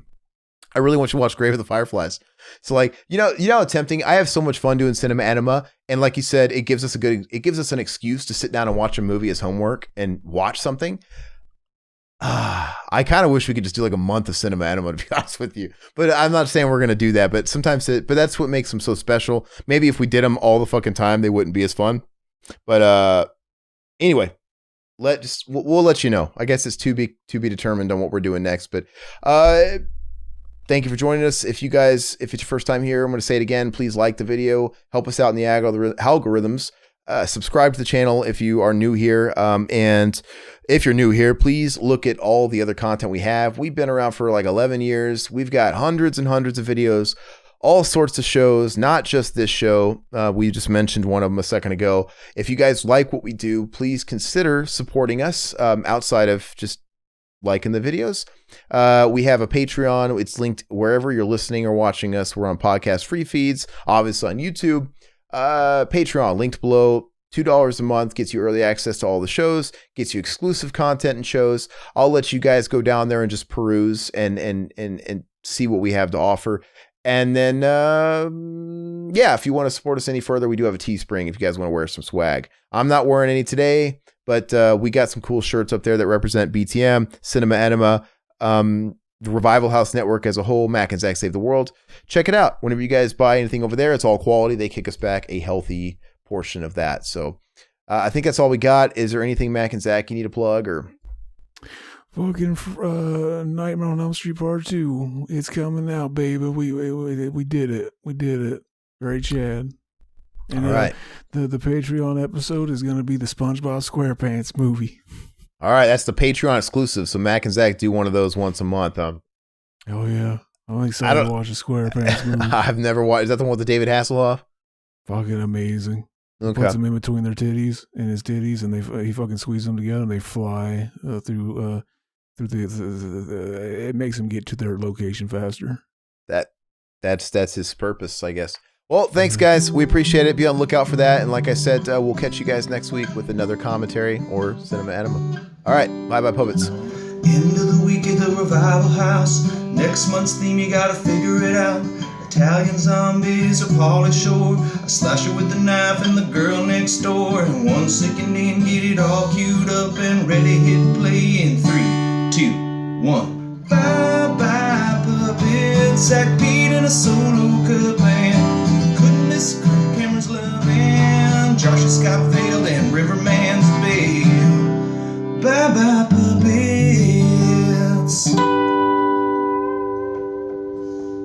Sounds good, like this country used to. Fucking send those cum pics. Oh, yes. Please.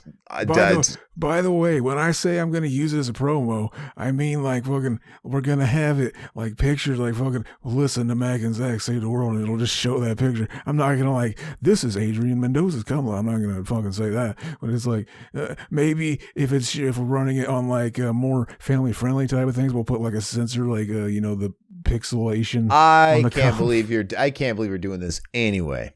This is amazing. This is the greatest fucking idea ever. It's a bit much for me, so keep me out of it as much as you can. Keep me censored as much as I can from it. All right, so we're gonna go ahead and get started, I guess, guys. Hopefully, we'll He's be going gonna come on his T-shirt. That's awesome.